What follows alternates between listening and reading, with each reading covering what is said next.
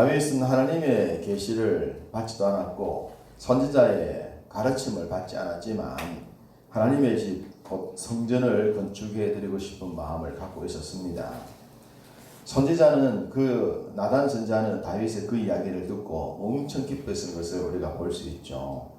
자기가 생각하지도 받은 계시도 없는 일을 다윗이 생각하고 행하고자 하는 것을 선지자 입장에서도 너무나 좋았기 때문입니다. 그렇지만 하나님은 다윗에게 성전 건축하는 것을 허락하지 않으셨죠. 인생인 너희가 나를 위해 무엇을 할 수 있느냐 그러시면서 먼저 다윗 너의 집안을 내가 복주겠다. 너에게 많은 은혜를 베풀겠다. 그리고 내가 주는 은혜로 내가 너에게 명하는 것을 하라. 그 이후에 성전 건축은 네가 아니라 너의 자손이 하게 될 것이다 라는 말씀을 주셨던 것을 알 수가 있습니다. 그래서 우리는 솔로몬에 의해 성전이 지어진 것을 알게 되는데 다윗이 성전을 짓고자 했던 그 마음에 대하여 역대하 6장 8절은 이렇게 기록하고 있습니다. 여호와께서 내 아버지 다윗에게 이르시되 내가 내 이름을 위하여 성전을 건축할 마음이 있으니 이 마음이 내게 있는 것이 좋도다 라고 하면서 다윗이 성전을 지으려는 그 마음을 하나님이 좋아하셨고 성전 건축하는 것을 아주 좋아하셨다라고 말씀을 하고 계십니다. 그러니 다윗이 가졌던 그 마음은 하나님의 뜻에 합당한 것이었죠. 그렇기 때문에 다윗의 삶이 주의 복으로 가득했다 할 수 있는데 오늘 본문에 이런 말씀을 합니다. 1절 너희가 나를 위하여 무슨 집을 지어야. 인생이 하나님을 위해서 어떤 집을 지어드릴 수 있겠습니까? 하나님은 천지만물의 주관자요 창조자이시기 때문에 사람들이 하나님을 위해서 지어드릴 수 있는 집은 없습니다. 그럼에도 불구하고 다윗이나 성경에서 하나님의 집에 대한 얘기를 하시는 것은 바로 예배함이죠. 예배하는 장소, 예배하는 마음의 중심들, 예배하기 위해 모이는 것들, 하나님을 지향하는 중심들, 하나님을 찬양하고 높이려는 그 마음의 중심들, 바로 그것이 주의 몸된 교회와 주님의 친히 임재하셨던 성전을 통해서 이루어지기 때문에 그것을 좋아하시는 것이고 지금도 그렇게 건물이 필요한 것인데 만약에 본질적인 하나님 중심적인 마음이나 그 중심이 없다면 그것은 의미가 없는 것입니다. 옛날이나 지금이나 여전히 그냥 장소에 불과하겠죠. 하나님을 향한 그 마음의 중심, 믿음의 실체인 하나님, 그분이 계셔야 모든 것이 존재할 수 있는 것이지 그분이 계시지 않는다면 아무리 화려한 건물도 의미가 없는 겁니다. 헤롯이 유대인들을 위하여 환심을 사기 위하여 성전을 지어줬는데 그것이 하나님의 영광이 될 수 있겠는가? 유대인들은 그 건물을 붙들고 건물을 자랑했지만 주님은 그것을 무너뜨리겠다 하시지 않았습니까? 하나님, 그분을 향한 가장 중요한 믿음의 실체와 하나님, 그분이 계셔야만 한다. 만약에 그분이 계시지 않는다면 3절에 보면 수많은 희생제물의 제사도 다 헛것이다. 가증하다고 합니다. 아무리 많은 제사를 드려도 아무리 많은 제물을 잡아도 그것은 가증한 것이다. 하나님과 무관한 것이다 라고 말씀하시니 하나님의 집이나 제사나 그 본질을 놓치지 않아야 된다라고 하는 것을 이사야는 마지막으로 강조를 합니다. 하나님의 영광을 위해 하나님을 찬양하기 위해 인생이 지음을 받았습니다. 그렇다면 생이 있는 동안에 그 본 뜻을 따라서 살아갈 때에 이 세상에서 주가 주시는 복의 주인공으로 살 수가 있지만 그 뜻을 따르지 아니하면 세상과 같아지고 불신자보다도 더 못한 삶을 살게 되지 않습니까? 그러하기 때문에 4절 마지막 문장에 내가 기뻐하지 아니하는 것을 택하였습니다 라고 말하면서 선택받은 주의 백성들이 하나님이 기뻐하지 않은 것을 선택했기 때문에 그들이 결국 제국의 지배를 받을 수밖에 없었고 그들의 삶이 피폐할 수밖에 없었습니다. 많은 것을 물려받았고 많은 것을 가지고 있고 부자라고 생각했지만 되돌아보면 다 남들에게 빼앗기고 마는, 분명히 많은 것이 들어오는 것처럼 보이고 많은 것을 가지고 있는 것처럼 보이지만 늘 가난하게 사는 그런 형편없는 삶이 하나님을 기뻐하지 아니하는 것을 선택한 자의 현실이 되는 겁니다. 반면에 하나님을 기뻐하면 어떤 결과가 나오는가? 10절 예루살렘을 사랑하는 자들이여 다 그 성읍과 함께 기뻐하라. 다 그 성읍과 함께 즐거워하라. 그 성을 위하여 슬퍼하는 자들이여 그 성의 기쁨으로 말미암아 그 성과 함께 기뻐하라 라고 얘기하십니다. 기쁨과 즐거움을 얘기하시는데 어디서? 그 성읍과 함께, 그 성읍과 함께, 그 성에서, 그곳, 하나님이 택하신 곳, 하나님을 예배하는 곳, 하나님 중심으로 사는 곳. 구약에는 분명 성전이었죠.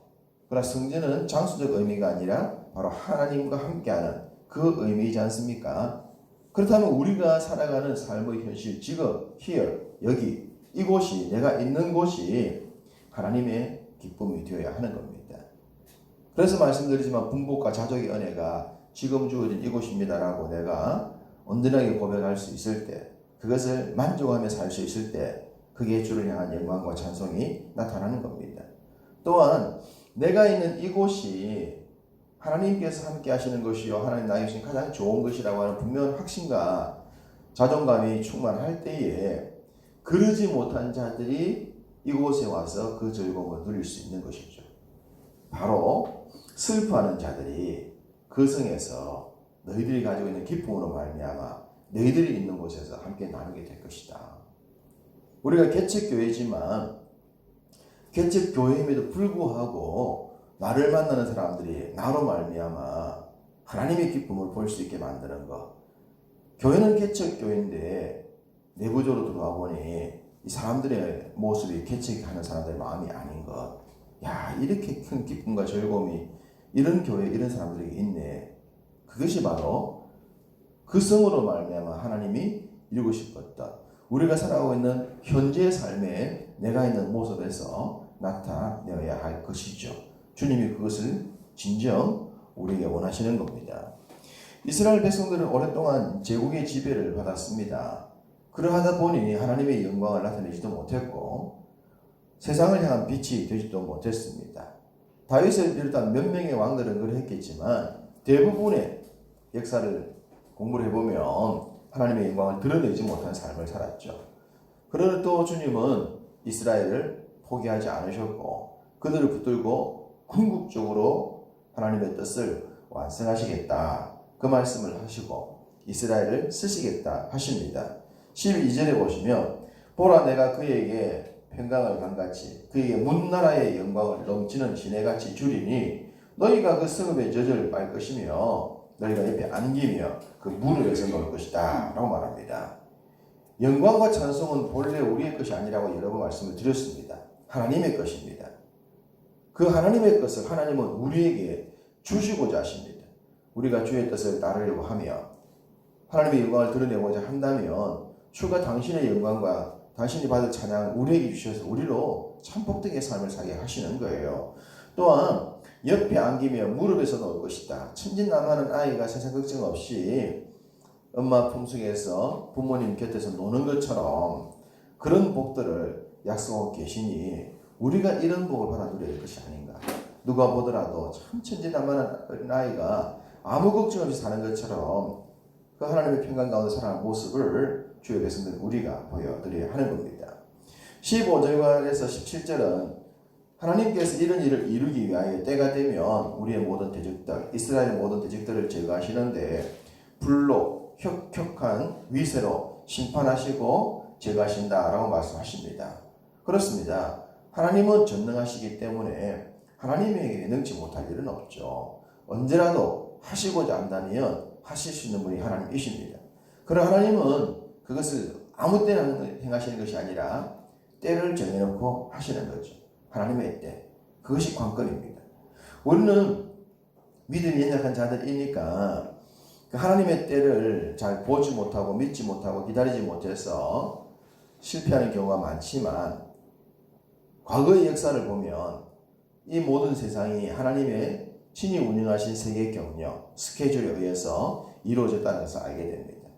하나님의 경영, 하나님이 친히 그 프로그램대로 자신이 짜신 프로그램대로 세상을 움직이고 있다고 하는 겁니다. 18절 내가 그들의 행위와 사상을 아노라. 때가 이르면 문나라와 언어가 다른 민족들을 모으리니 그들이 와서 나의 영광을 볼 것이라 라고 말하면서 때가 이르면 주님이 정해놓은 때가 있는 겁니다. 누구라도 때가 되면 다 죽게로 토록게끔 되어져 있다. 또한 하나님께서 모든 이들의 행위와 사상을 아시기 때문에 그 모든 사람들에게 어느 때에 행하는 것이 가장 좋으신지를 아시고 그 때를 맞춰서 진행을 하시는 겁니다. 그러니 우리의 생각에 하나님의 때를 맞추는 것이 아니라 하나님의 때에 나를 맞춰가는 것, 그것이 바로 믿음 생활이죠. 또한 이 말씀에서는 나라와 언어가 다른 민족들을 모을 것이다 라고 말했습니다. 때가 되면 바벨탑으로 말미암아 언어가 달라져서 흩어졌던 민족들이 사도행전에서 베드로가 설교할 때에 16개국 이상의 사람들이 한 말로 들어서 하나로 듣게 되어질 것이라고 하는 것을 보여준 것처럼 때가 되면 다 똑같은 민족과 똑같은 사람들인 것처럼 모이게 될 것이다 라는 말씀을 주고 있습니다. 그리고 그들 중에서 21절에 보면 제사장과 레위인을 삼겠다 라고 말합니다. 그렇다면 이것은 이스라엘 백성들의 레위 지파에게 제사장과 레위인을 삼았던 것과 다르지 않습니까? 이스라엘은 레위의 통을 통하여 제사와 관계된 사람을 삼았지만 주가 때가 되면 모든 민족과 나라 중에서 사람을 모은 이후에 그들 중에 레위인과 제사장을 삼겠다라고 말하는 것은 온 민족을 하나님의 백성으로 삼아서 그들로 세상을 구원하는 도구로 삼겠다. 이 말씀을 주고 계시죠. 영적인 이스라엘, 영적인 거룩한 제사장으로 삼는다는 얘기를 하고 계시고 이것은 구원받은 백성들을 통해서 이루어지는 겁니다. 이 말씀이 이사야 시대에 전해질 때는 백성들은 이해하지 못했겠지만 지금 우리가 다 이해할 수 있지 않습니까? 주님이 그렇게 일하고 계심을.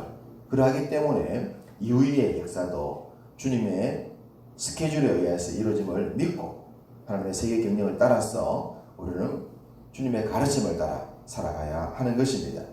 어제 말씀인 65장 17절에 보라 내가 새 하늘과 새 땅을 창조한다 라고 하신 말씀을 오늘 22절에서도 이어주고 있죠. 내가 지을 새 하늘과 새 땅이 내 앞에 항상 있는 것 같이 너희 자손과 너희 이름이 항상 있으리라 여호와의 말이니라. 새 하늘과 새 땅, 당연히 요한계시록과 연결되어집니다.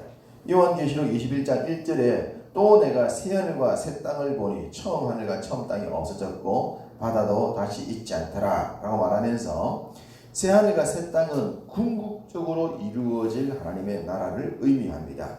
그렇지만 그 궁극적인 하나님의 나라가 이미 임한 곳이 하나님의 주권이 임하고 있는 우리가 살고 있는 이곳이지 않습니까? 그러니까 궁극적으로 이루어질 나라를 바라보면서도 우리는 이미 임한 하나님의 나라 백성답게 살아야 하는 겁니다.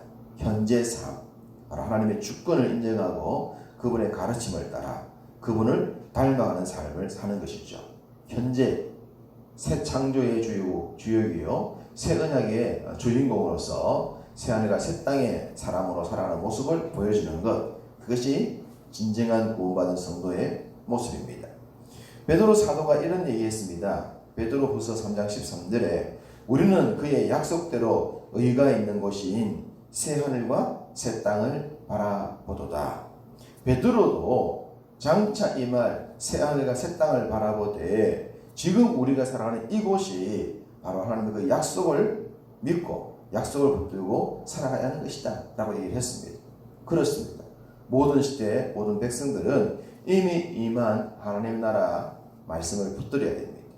궁극적으로 하나님 나라가 임할 것이고 궁극적으로 주님이 재림하실 것이고 그때가 되면 모든 것들이 완벽하게 정리가 되고 모든 불의가 끝나고 이 땅의 역사가 끝나 새로운 역사가 시작되겠지만 그날과 그때는 주의 주권 속에 있으니 알 수가 없고 언제 오더라도 우리가 지금 나에게 주어진 육신의 삶을 사는 동안 내게 임한 우리 삶 가운데 임한 우리 교회에 임한 하나님 나라 주권을 인정하면서 그 주권 가운데서 지금 주어진 삶을 기쁨과 감사함으로 살아가야 하는 것이죠.